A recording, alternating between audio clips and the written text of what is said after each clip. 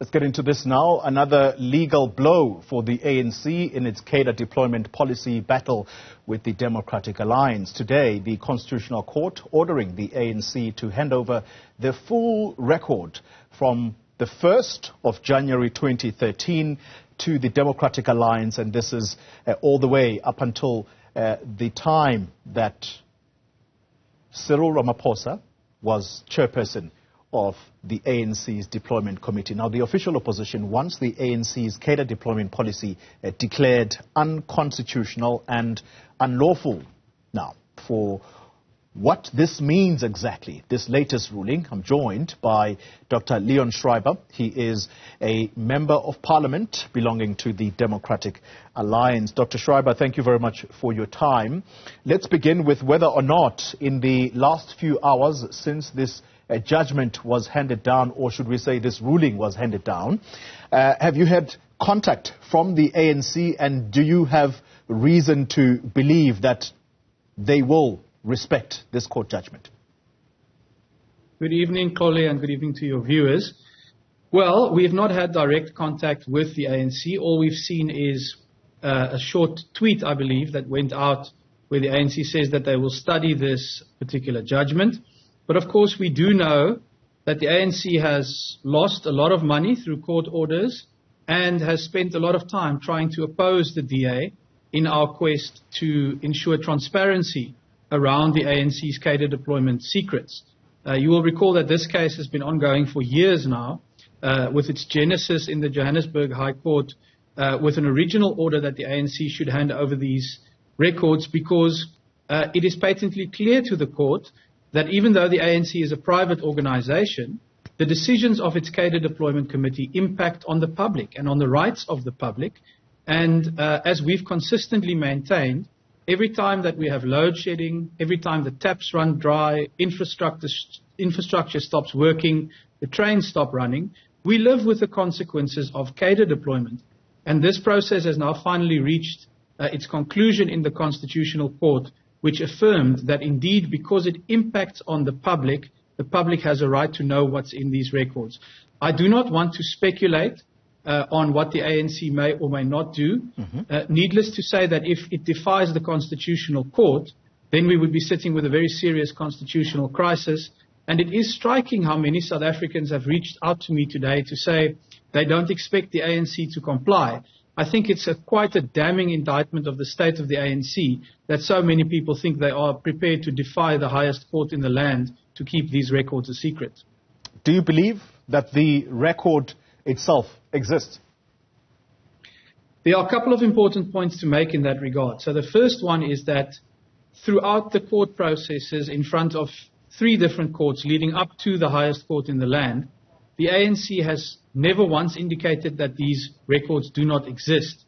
Now, I would just remind viewers that what we are asking for here is not only meeting minutes, but it actually involves CVs that were serving before the cadre deployment committee, email threads, WhatsApp conversations, and any other documentation relevant to the cadre deployment committee.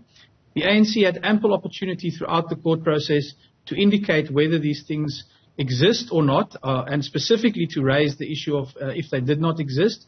They never did that. The second thing to keep in mind is we do have a limited set of minutes that were obtained via the Zondo Commission, and this covers a period between 2021 and 2023. And even though President Ramaphosa told the Zondo Commission at the time that minutes from before 2021 had somehow disappeared, it is very striking that the first item on the first minute is the adoption of the previous meeting's minutes. It's very clear to us that substantial records do exist. You have made mention in the previous courts, that's the Johannesburg High Court, and then it was the Supreme Court of Appeal. You said the reason you want this information was either to assert certain rights or protect certain rights. Explain to us why it is that you need this information.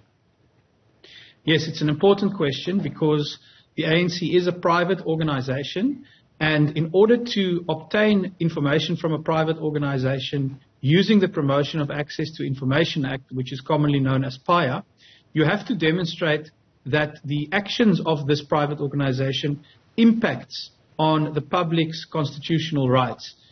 We have put forward a number of rights that are impacted by the fact that the ANC has this secretive committee that sits in a room somewhere in Lutulia House and decides and deliberates on its own on who should be appointed to key positions, whether it's at Eskom, at state-owned enterprises, or in government departments or municipalities.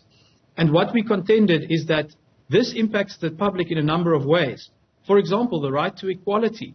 It is crystal clear that if you are an ANC cadre, and we see this in the minutes that we already have, then you are given an advantage. And in many cases, the minister or the relevant appointing authority is instructed that this is the person who should be appointed because they are a loyal cadre of the ANC.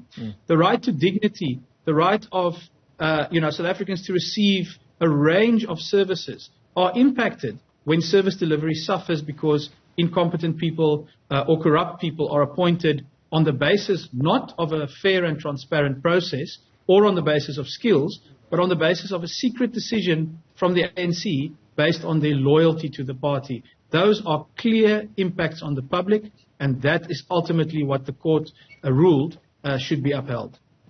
There appears, Dr. Schreiber, and you'll feel free to push back here if you think I am overreaching.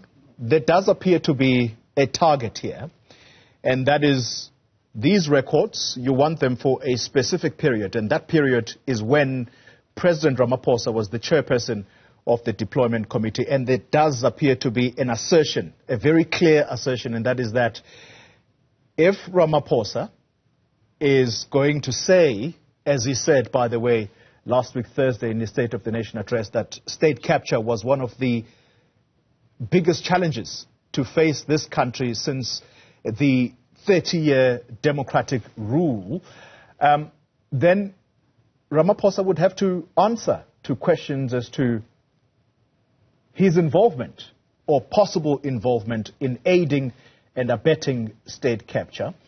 Let me just then frame my question. It is this.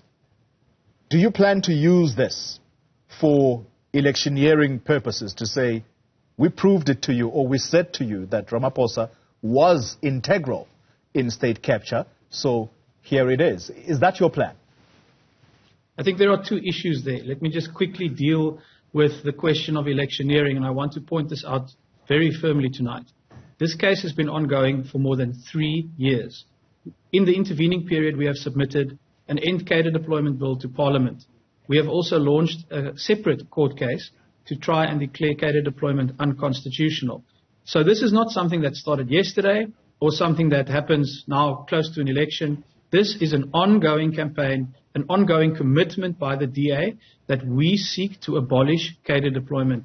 I was appointed into this portfolio after the 2019 election, and if you go back to some of the very first statements or speeches I made back then, it was very clear that this is the mandate I will carry forward. So there is nothing about electioneering here. This is about principle.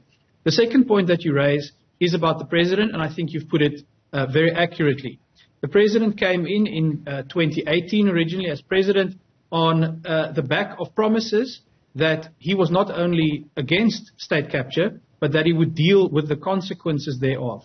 He has patently failed to deal with the consequences, but what we have said all along is the president's own involvement in state capture is reflected in the fact that he was the chairman of the cadre deployment committee during the height of state capture.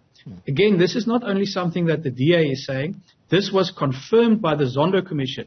That cadre deployment was an integral part of the foundation that was laid for state capture. We, as the official opposition, have a duty to hold the president to account.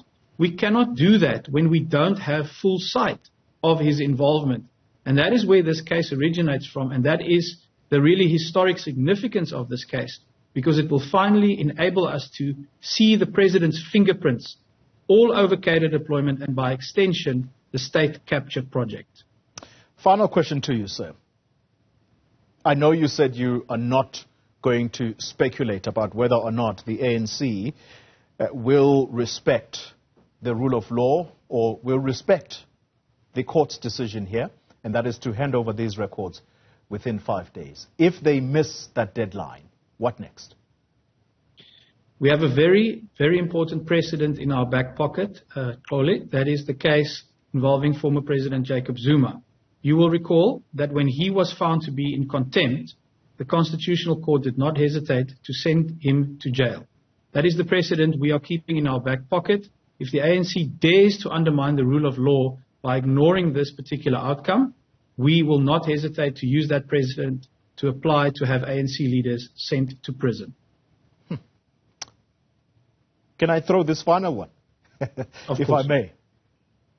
How would you deal with a redacted version of what you expect? In other words, where you are given records and there are areas that are blacked out. Do you anticipate something like that?